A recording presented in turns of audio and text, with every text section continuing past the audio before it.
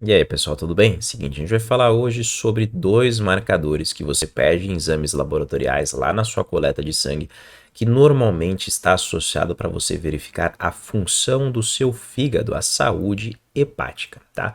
Que a gente conhece como AST ou alguns conhecem como TGO, que é basicamente esse AST vem de aspartato aminotransferase, aqui ó, aspartato aminotransferase, ou talvez você encontre no seu exame de sangue como TGO, que são as transaminases oxalacéticas. E também temos o ALT, que é outra enzima, outra transaminase presente também no seu fígado, que é a alanina aminotransferase, ou se você conhecer como TGP, como transaminase pirúvica, tá? Então, o que é esse AST? O que é esse ALT? Então, basicamente, como eu disse, eles são enzimas que estão presentes aí principalmente no seu fígado. Então, o que acontece? Quando você pega o AST ou o TGO, eles estão presentes no citoplasma do seu fígado ou numa organela conhecida como mitocôndria.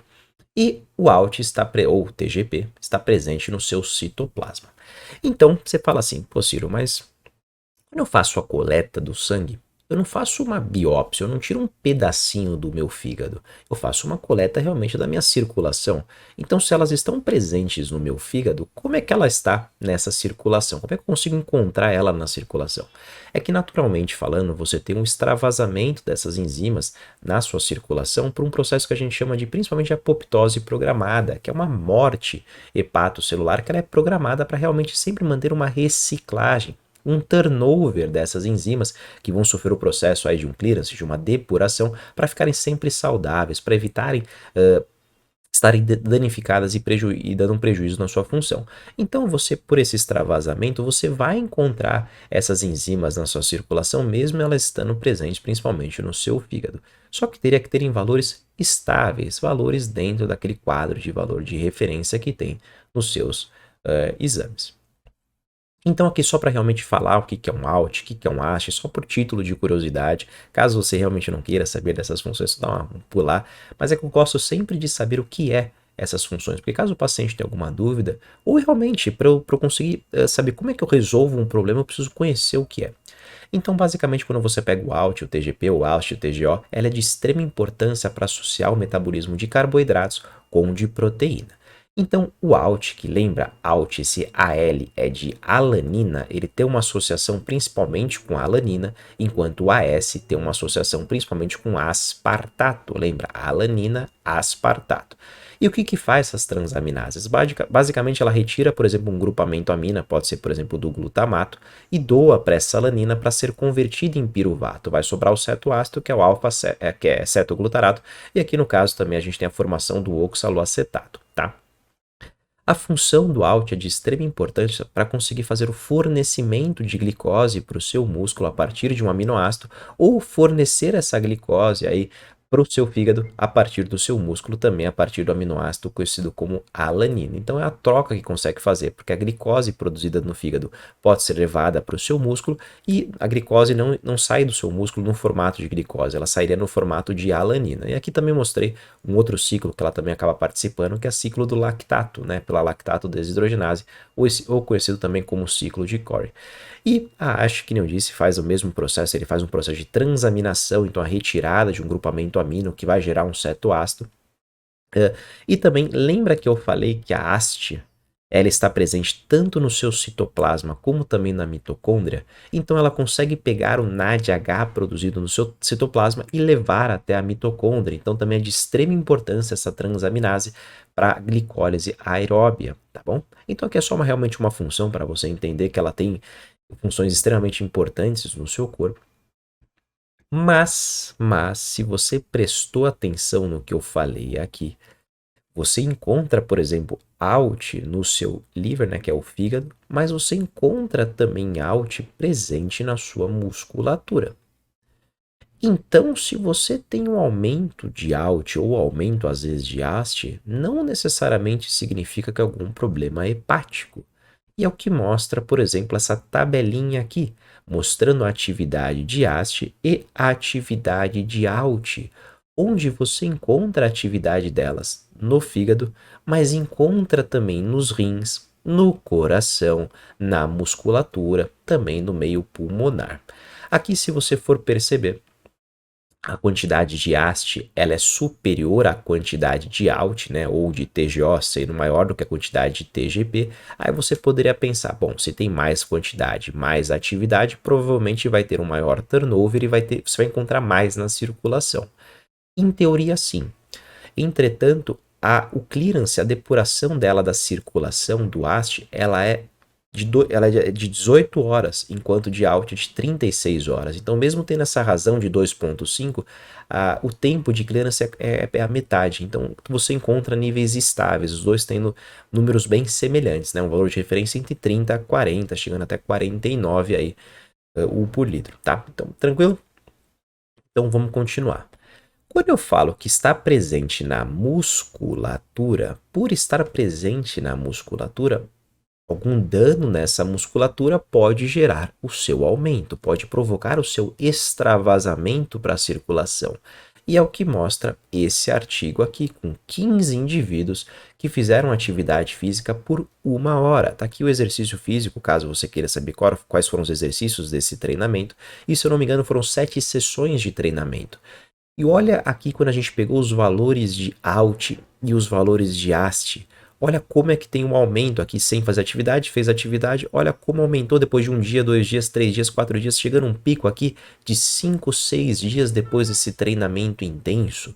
Aqui, obviamente, você tem um aumento maior de AST em relação a ALT, porque aqui chegou a 4, aqui chegou a mais 16, e aqui a explicação é porque você tem mais atividade na musculatura, ó, de AST em relação a ALT, ó, 5.000 de atividade para 300 de atividade, uma relação aí de 17 de diferença entre um e outro, tá?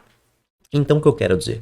Às vezes você tem uma elevação de AST, uma elevação de ALT, e não necessariamente significa ter um problema, né? Eu, como nutricionista, não posso fazer um diagnóstico, mas é uma coisa que eu posso pensar na hora, falar, talvez não seja algum problema hepático, né? Talvez seja só uma atividade física que esse paciente tem, principalmente se está associado com elevações em creatina quinase, em lactato desidrogenase, em mioglobina, que são marcadores de lesão muscular, tá? Aqui, se você for pensar bem ao pé da letra, pensando nesse estudo, o ideal seria ficar sem atividade física por pelo menos aí 7 dias, chegando até 12 dias, para você evitar alguns erros de interpretação, tá bom?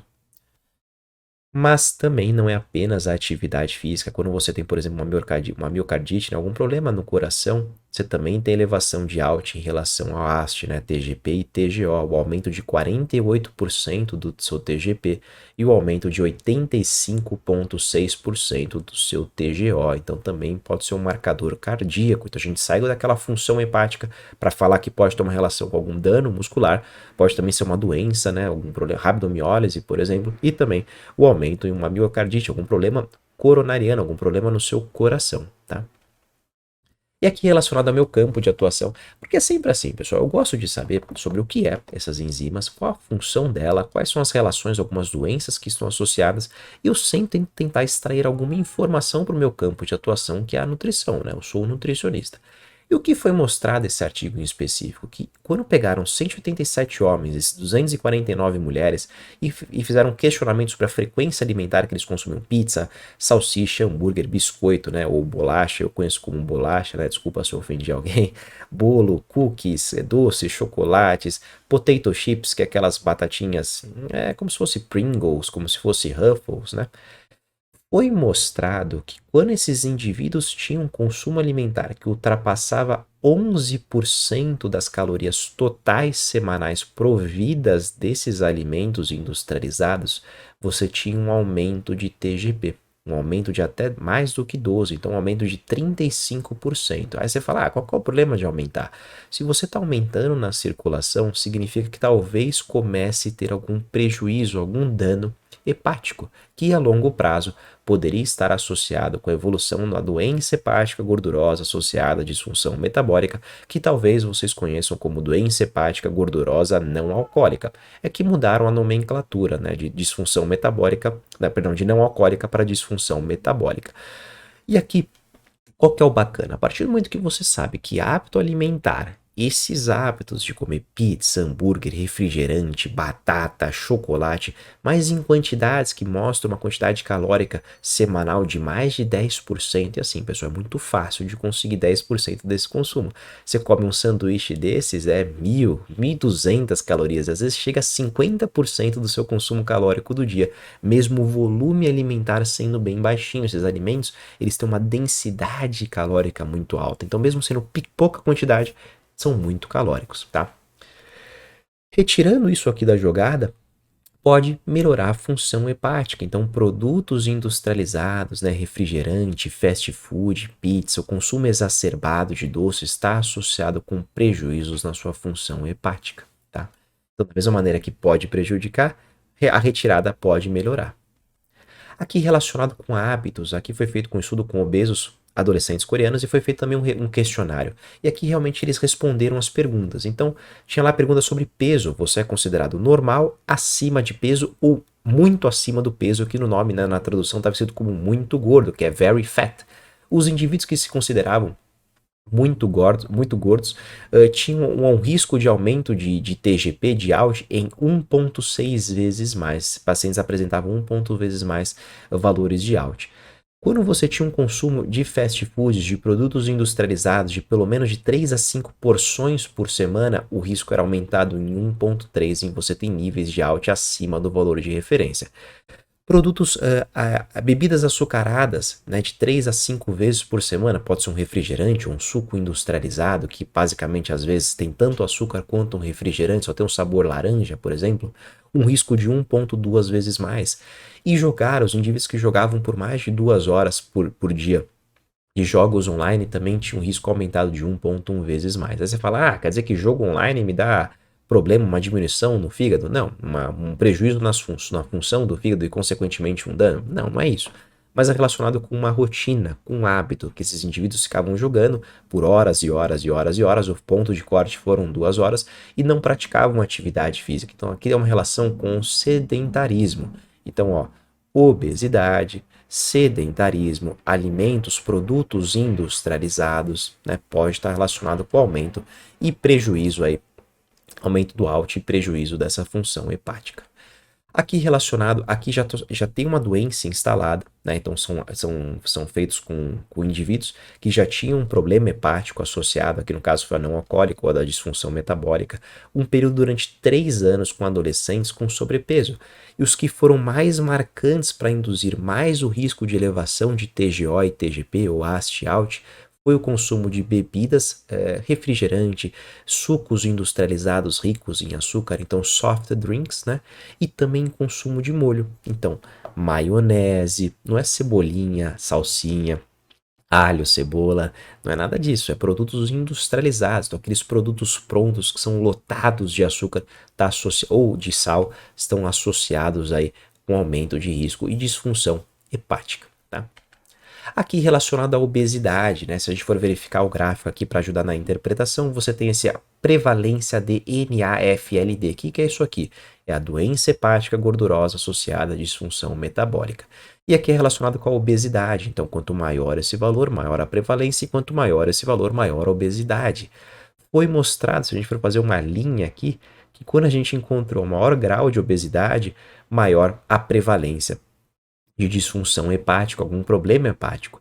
Aqui da Índia, aí você fala, mas a Índia tem mais obesidade. Aqui o fator de corte para ser considerado obeso do IMC é de 25, enquanto aqui, por exemplo, nos Estados Unidos é de 30. Então, se a gente for colocar exatamente padronizando essa questão do IMC, a Índia não estaria aqui, estaria mais ou menos nessa região aqui, mostrando que com o aumento da obesidade, né, a obesidade sendo um fator de risco aí para o aparecimento, uma disfunção no seu fígado, um prejuízo na função hepática. E quando você tem um prejuízo num órgão que é de extrema importância para detoxificação, para armazenamento de glicogênio, para manutenção da sua glicemia, para produção de colesterol, de triglicéridos, você tem um prejuízo, nossa, vai desbaratinar todo o seu corpo aí, tá bom? Aqui relacionado não apenas com obesidade, foi mostrada também relação com diabetes, né, uma resistência à insulina, um prejuízo já nas suas células beta-pancreáticas e dislipidemia, que pode ser uma hipercolesterolemia, então aumento de colesterol, um aumento de triglicéridos, do seu LDL, do colesterol não HDL, uma diminuição no HDL, tá bom? Tudo isso então fator de risco que pode aumentar. Então, o que seria uma estratégia interessante quando você tem um paciente com sobrepeso ou você estando em sobrepeso? Uma restrição calórica, atividade física para você conseguir auxiliar na redução dessa gordura corporal, né? Porque a gordura está associada com inflamação, que está associado com prejuízos no seu fígado. Aqui, relacionado com o estudo brasileiro, uma média de idade desses indivíduos era de 53 anos. Todos esses indivíduos apresentavam um problema hepático já acontecendo. Então, aqui no caso, eles colocaram realmente essa doença gordurosa não alcoólica ou a disfunção metabólica, mostrando que desses indivíduos, 77% dessas pessoas eram mulheres. Então, talvez um grupo maior de risco seja mulher. E foi mostrado que 67,7% desses indivíduos apresentavam um IMC, que é o índice de massa corporal acima da recomendação. Só que aqui, quando você pega o IMC, ele é um cálculo obtido a partir do seu peso dividido pela sua altura ao quadrado. Então, talvez você tenha mais massa muscular e é considerado, por exemplo, sobrepeso ou obeso. Mas quando foi feita a relação da circunferência abdominal, o marcador RCQ, 80% desses indivíduos apresentavam RCQ, a circunferência abdominal, acima da recomendação, mostrando então que o aumento da circunferência abdominal tem uma associação com o surgimento de algum problema hepático.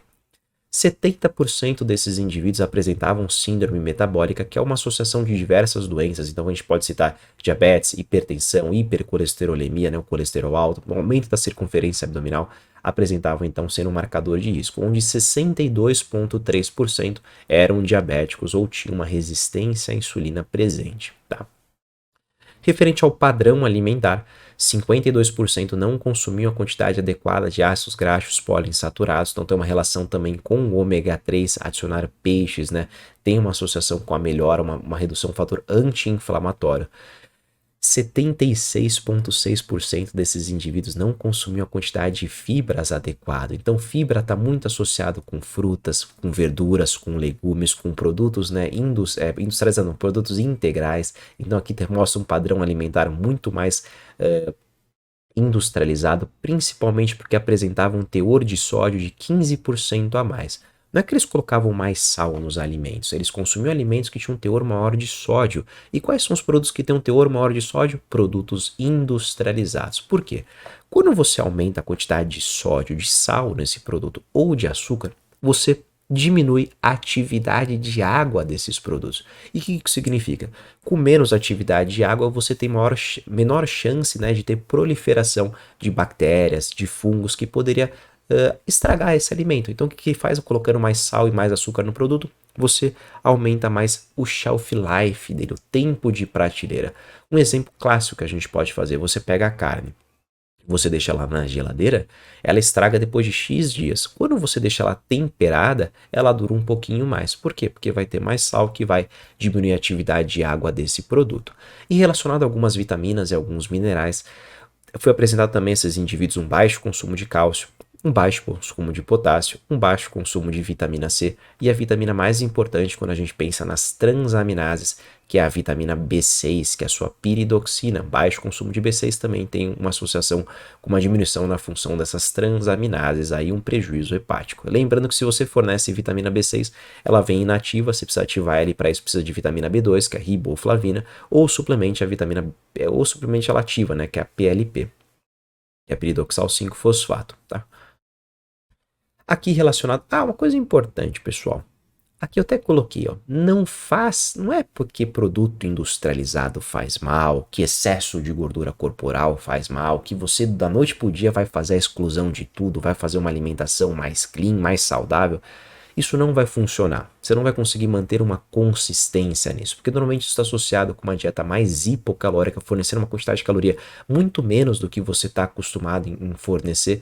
Seu corpo tem um carinha na sua cabeça que chama hipotálamo, que adora essa quantidade de caloria elevada, então ele vai ficar sinalizando um processo de fome, e vai procurar sempre alimentos com uma densidade calórica mais aumentada. Então você vai ter fome por doce, não fome por uma salada. Então o segredo da consistência, o segredo do sucesso é você provocar a redução. Então consome 6 cafezinhos com açúcar, consome 5. Depois de um tempo 4, depois de um tempo 3, depois de um tempo 2, até o momento que você faz a exclusão desse açúcar. E por que eu quero mostrar isso? Olha aqui que esse artigo mostrou que quando você adicionava um copo a mais de refrigerante no dia de um produto açucarado, logaritmicamente falando, você tinha um aumento de 0,079 no seu TGP, no seu ALT. Então já começando a provocar um problema hepático, um prejuízo na saúde do seu fígado, tá? Então da mesma maneira que adicionar poderia prejudicar, a retirada poderia melhorar, amenizar ou até melhor, evitar com que tenha um aumento. Aqui relacionado, então, já falamos sobre padrão alimentar, que tem essa relação, né? Evitar produtos industrializados, que a obesidade tem um grau muito intenso aí relacionado com a elevação desse TGO e TGP na sua circulação, que não é algo muito interessante, mas também pode ter uma associação com exercícios físicos intensos, algum problema renal, algum problema cardíaco, não necessariamente no seu fígado. Mas tem um índice, um cálculo que você pode fazer. Eu gosto sempre de cálculos nos exames de sangue para você extrair o máximo de informação. Extraia o máximo de informação das coisas. Esse índice aqui, que é a divisão do seu AST ou TGO pelo seu ALT ou seu TGP, é o índice de Hitz, que quem criou isso foi um cara chamado Fernando de Hitz, né? Se eu não me engano foi 1900, 1600, sei lá, é bem antigo referente a esse índice e é utilizado até hoje. E foi mostrado que essa divisão de AST dividido por ALT deveria dar abaixo de 0,8, que quando esse valor está acima de 0,8, quanto maior esses valores, pior o prognóstico. Então você verifica aqui, ó, quanto maior de 2, por exemplo, ser mais fulminante, algo mais agudo, um prejuízo, né? E quando você tem, por exemplo, níveis mais baixos, tem uma relação com tratamento, com melhora desse prognóstico aí. Lembrando que quando você pensa no AST, ou no seu TGO, ele tem bastante atividade no seu fígado, mas ele também tem atividade no seu coração, na sua musculatura, enquanto o ALT ele é um pouco mais exclusivo ao seu fígado, porque ele mesmo ele estando em outros órgãos, ele tem pequenas quantidades, né?